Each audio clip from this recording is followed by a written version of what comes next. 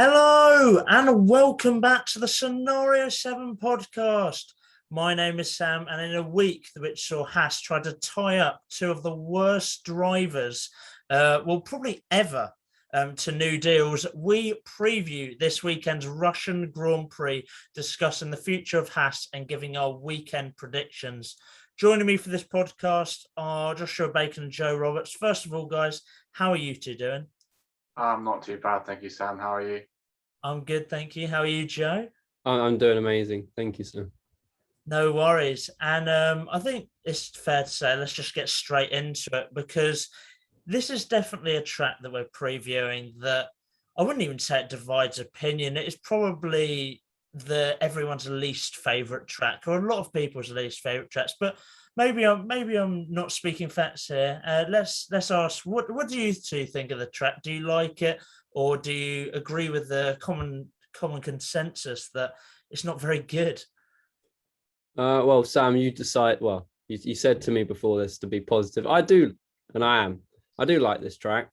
I think the only problem with it is the tires. The fact that they go for a million years. I think that's the only problem with the track. It's a very good track, but it's just the tires just make it the most boring one on the calendar. So yeah, fair enough. I'm in a slight agreement with Joe. The track itself is quite nice, and I'm sure it's quite fun to drive around. But yeah, like he said, tires can just go on forever, so not many pit stop, which is where we seem to get most of the drama in nowadays in Formula One. So although we'll still get some overtakes and hopefully a decent race, because apparently it might be raining. But we say that every time when it doesn't rain, so who knows? But yeah, I'm in agreement with Joe. So yeah. Yeah, to be honest, I am not a fan of this track. I'm gonna go against it and be a bit negative, just because of the fact that there's just no racing here. You know, they've been racing here since I think 2014, I want to say, and there's been no races that have really set the world on fire. The last race here in 2020 was good for about a lap and then went back to being its normal Russia self. The combination of high-speed corners and 90-degree turns just means there's just no overtaking. And due to the fact that it's in the south of Russia, we don't really get that many different weathers and climates there. So it's pretty much always dry. And of course, the wet weather adds a bit more excitement and changes up the grid a bit. I mean, it looks like it's going to change this weekend with, as Josh mentioned, the weather looking like it's going to be a wet one. But yeah, for me, it's not a very exciting track, and one of probably my least favorite on the calendar. However, this is the penultimate race here, as the Russian Grand Prix is being moved to Agora in 2023. So hopefully that track is going to... Joe, you seem surprised by that news. How have you not heard? I don't know. I don't even know where Agora is. Is that like... It's in the north of Russia. So it's going to be cold. Yeah, it's going to be a very cold climate. It's as close... It's as close as Valtteri Bottas is going to get to a where's he from? Finnish Grand Prix. Yeah. We're not going to talk about the Agora track clearly, as Joe isn't too clued up on it. But yeah, it's moving there in 2023.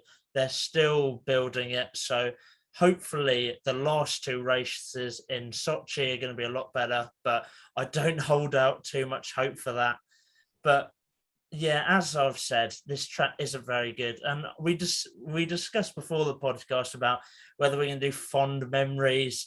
And we came to a common consensus, or me and Josh did anyway. Joe didn't really go into the conversation at all, that we're not going to do fond memories, as we don't really have any here, due to the fact that there's not been any good races. So instead, we're going to have a discussion about Haas. In our last podcast, have you seen it? Me and Joe rant about Haas, we rant about Mazepin. But as it's his home Grand Prix, And this week in the news, it's talked about Gunther Steiner is trying to get Mick Schumacher and Nikita Mazepin to new contracts. We're going to discuss what has gone wrong with Haas and what their future is, as it's looking, or this season's made look a bit bleak. Even when they had Roman Grosjean and Kevin Magnussen, they were towards the back, but there was a season they came fifth, and they still got occasional points. Here they're nowhere near the points, and they're going to need about 9 or 10 drivers to crash out in order to get some, and that would rely on them not being a part of them. But so the question I want to pose today is, what has gone wrong with Haas, and whose fault is it for their struggles? I'll go first on this one. The last parts of the question, who fault it is, I'll go for it has to be the owner. I don't think Gunther Steiner hasn't had the resources to fund, I would say, a challenge, because they get most of their parts from Ferrari. So if Ferrari are not performing well, they don't perform well. I always also say when it started, I think that's one of the questions. I would say Britain 2019, I think it was, where the car was good in qualifying, but then suddenly their tires just went, as in they didn't have any pace on any tire. And I think they struggled in that season because they couldn't literally find the tire temps and why it wasn't working. So yeah, that's my opinion on what went. I think when it started, and then obviously it went downhill, and then obviously this season they have to focus on next season's car with all the resource points that they got to make it. And I do think they can go up the grid. Was there a question on Mazepin and Schumacher? No, there wasn't. As I'm trying to make sure Okay. we're a bit positive on them, but you might want to bring them up in the next question. Is there any more questions that the one didn't answer? I'm going to ask you another question after we get Josh's answer to what went wrong and who's at fault for their struggles. Yeah, I think Joe's idea of the owner pretty much sums up how or why it's gone wrong, because he's not really. He probably is pumping some money in, but he's not pumping enough or putting it in the right places, it seems, because it just doesn't seem like they're going in the right direction or anything's going to improve quickly. We'll see next year with how they bring out the new 2022 car, because apparently all their focus is going on that instead of this season. So we'll see how much focus is going on to that and if it's the right focus in the right areas. But I think it's also letting go of both the experienced drivers of Grosjean and Magnussen at the same time, I think also plays a part into why they might not be doing as well, or they might not trying to improve. I think bringing in two rookies in the same season was a massive risk, and I think they needed someone else. They needed an experienced driver and to partner the rookie driver, so at least they could provide them with some experience and also be more, not qualified, but be able to help the team out a bit more with his experience and say where he thinks is going wrong. But I'm in agreement with Joe with mostly it's mainly the owner's fault. I think Gunther Steiner is just in a tough position of how he's going to control the team in all directions really. But yeah, I think it's a mixture of the owner and then getting rid of both experienced drivers and bringing in two rookies. Yeah. Sorry, Sam, can I just add another thing? It's on about Gene Haas, who I think the reason he went into F1 because he's a very successful NASCAR team in NASCAR, and I think he has one in Indy car as well. So I think he thought, okay, because NASCAR and IndyCar are very much spec related, or you can just buy stuff from Ferrari and do very well. But I think he's, for the last couple of seasons, found out you can't do that. You have to pump money in, and I think that the interest is basically gone from that because of the fact you can't just buy spec. You have to develop in order to be a very successful team.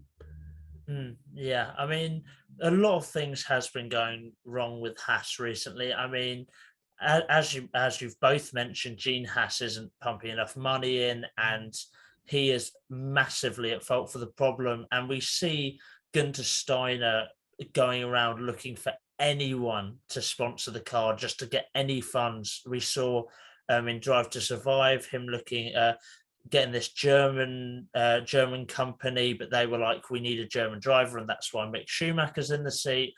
And they've had issues. They've had Rich Energy. That whole faff was just terrible, with them apparently telling Haas they have money and then them insulting Haas. That was a complete mess. But that was just out of Gunter Steiner being like, right, we're not even going to pick and choose where we get money. We're just going to go just anyone who'll give us some good investment. Josh mentioned Magnussen and Grosjean, and I think even though they get a lot of criticism, they actually did very well with the car, especially Kevin Magnussen. I don't think he was a nice person particularly, and he was very disliked on the grid. However, he actually did get like some really good results for Haas, and even for Renault. He didn't live up to his potential, but I'm pretty sure he's the only rookie. He was the only rookie since Hamilton to get a podium on their debut, I want to say. So he didn't live up to his potential, but he did a really great job with Haas, and that's just overshadowed by the fact that he wasn't necessarily a nice person off the grid. But yeah, a lot of things have gone wrong. Gunter's is partly at fault, I think. I don't think he's impartial from blame, but it is mainly Gene Haas, and it's a real shame because we want all teams to be competing, and they are so far off it. And admittedly, Mick Schumacher and Mazepin haven't been great this season, but it's not their fault that their car is bad. Like, their car is terrible, and yeah, it starts at the top. But the second question I want to pose is, what is the future of Haas? Hopefully promoting a bit of positivity. We want to see them stay in the sport, but how can they do that? And what do you think their future will be? Again, I'll go first. That there's been rumors of the people I speak to who live in America that Gene Haas will sell his but will sell Haas to, it sounds, maybe Mazepin's dad, who owns a company, or which Josh is grimacing at, and Andretti. There's also rumors that Volkswagen group might come in, and then I think there's another couple, Porsche, I think it is.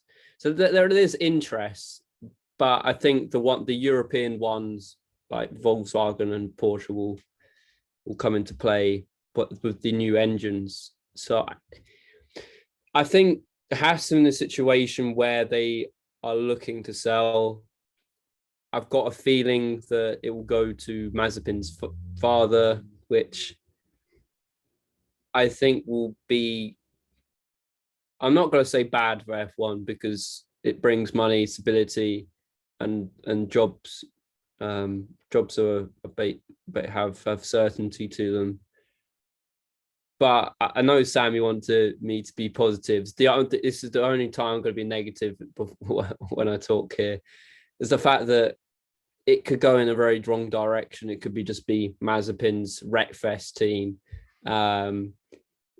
But I think if it goes to Andretti, and also Andretti have links to McLaren because of the IndyCar, I think, yeah, IndyCar, McLaren, IndyCar, I think that will be a good move because it could be a feeder team for McLaren with their young stars, I think, that they have on their books.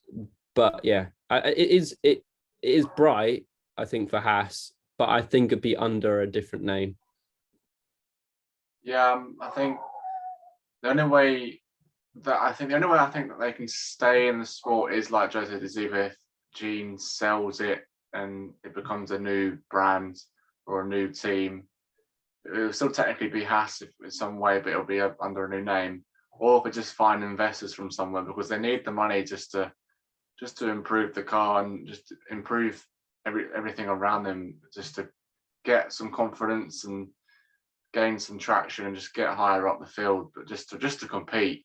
So I think either selling it to either one of those people that Joe seems to think they'll go to, or just try and find investors, but not just any investors, some strong, reliable investors who won't just leave after a year if they don't perform well, or if they just don't like the values. But I know it's not the nicest of things to think of or say, but I think the only way for Haas to have a future in F1 is to either sell or generally just to sell, or just to find investors. So I know it won't be easy, but they're definitely struggling right now to find investors. But I think that's the only way that I can see them improving. Yeah.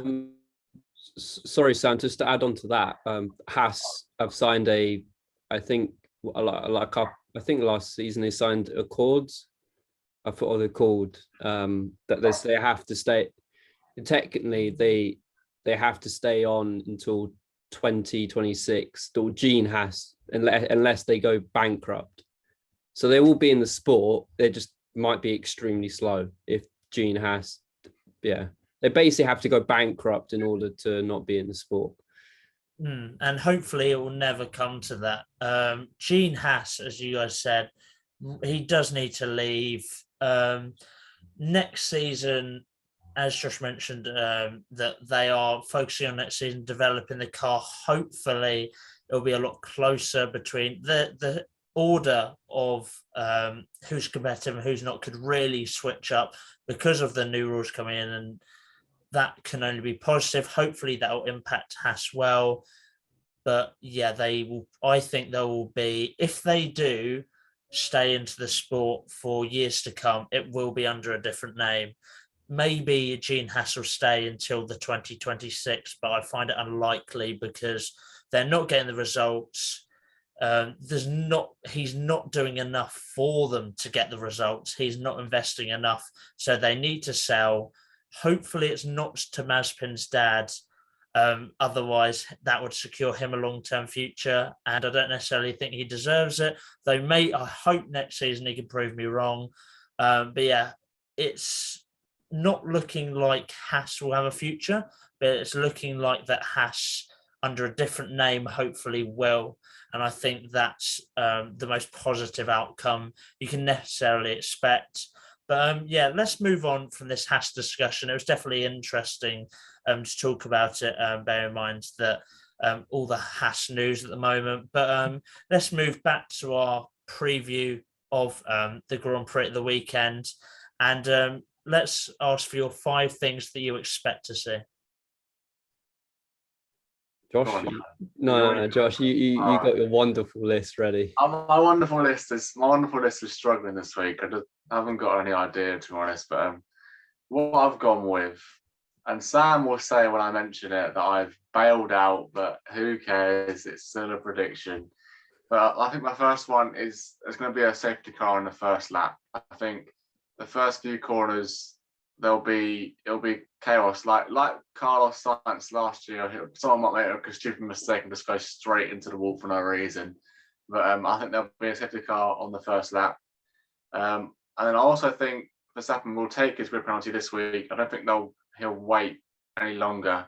I think Red Bull will take it this week, and he'll have a poorer weekend for his standards. I'll say more when I come to the predictions.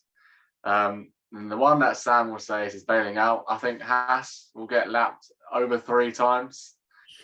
Because I was watching previous races this morning, and honestly, there's loads of people just constantly getting lapped, and there's big gaps between other cars. Hopefully, it might be different, but hopefully it is. But my prediction is them to get lapped 3 times. I had a final one, which I'm not sure will be true, but I think Ferrari will struggle just because the straight line speed and that other cars have over them. But I might be wrong on that one, but I had to think of something. So yeah, as in the theme of red flags of on this podcast. I have to continue it. I think there'll be at least one in practice and then none for qualifying. I think, again, I do agree with Josh that Max will take his engine penalty, but I think that will also cost him another engine because I think he will crash on the first lap because of the massive carnage that there usually is because of that free place grid penalty. And then you add on another 10, you could be starting 14th in the rain, cause mayhem. Third point, I'm going to say that a McLaren, because of that, will get on the podium. I don't think Perez will do his job like he does. And then I think Bottas will be leading the race, but Hamilton will be let through on the last couple of laps to win the race. Ooh. Fourth is is a Haas theme here, but it's good positive that they'll get lapped once. That's obvious.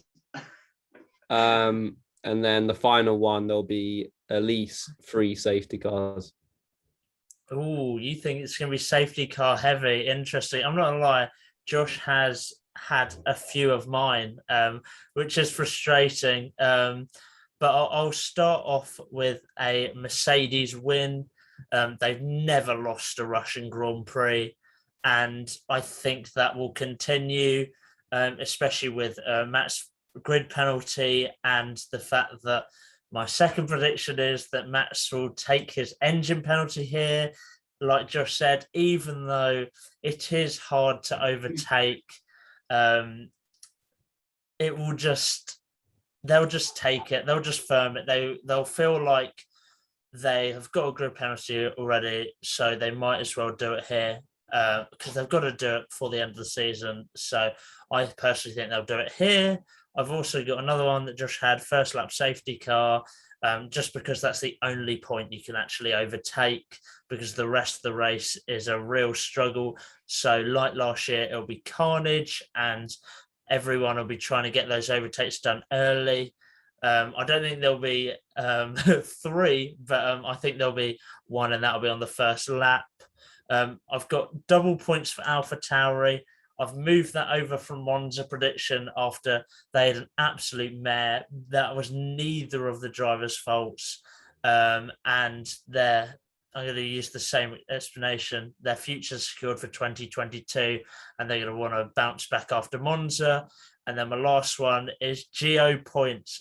Again, I've said this a few times. However, he has actually been improving. It may be in qualifying, but the race pace will come, and I think it will come this weekend. His F1 career is on the line. He needs to perform. It will be him or Guan Yu Zhou in the seat next year, with Giovinazzi having to go to the Italian government to try and get funding. That's how serious it is. So he is in a struggle. So if he does stay in the seat, it'll be with the help of the Italian government. But Guan Yu Zhou looks like the favourite. But if Gio starts getting some points, then maybe he can stay in F1 and we keep Italian representative in the sport, which is needed for all the Italians. But yeah, that's my 5 of what I expect to see this weekend. But now let's go further in depth and have a top 5, starting with 5th. Yeah, we're starting with 5th. Well, Sam, as always, you're not going to like me because Perez is not in my top 5.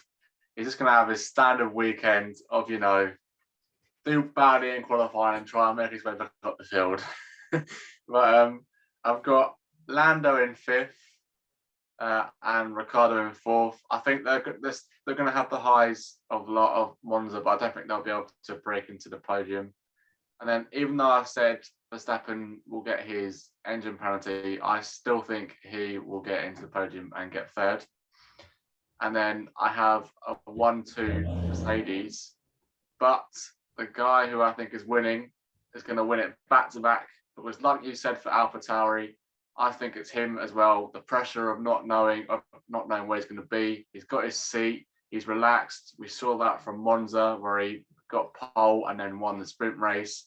I think Bottas is going to win the race, and I don't think Mercedes are that bad that they'll make him swap with Hamilton. I think they'll just let them race. So I've got Bottas P1 and Hamilton P2. Not going to do a Schumacher and what's his name, Barrichello then. Joe, what do you think? Well, I completely disagree with Josh about that. I'm going to go Gasly P5. I think he's fantastic race, and is that AlphaTauri is looking quick, looking to actually be a midfield car rather than just being behind it. Fourth, I'm going to go Ricciardo. I think amazing result winning Monza, but I don't think he's going to beat Lando this time around. Lando Norris is going to be P3. Obviously, Sam's a bit shocked. And then I got Bottas, even though I think he's going to get probably the pole position. He's going to end up having to give the place to Hamilton just because the points are so needed.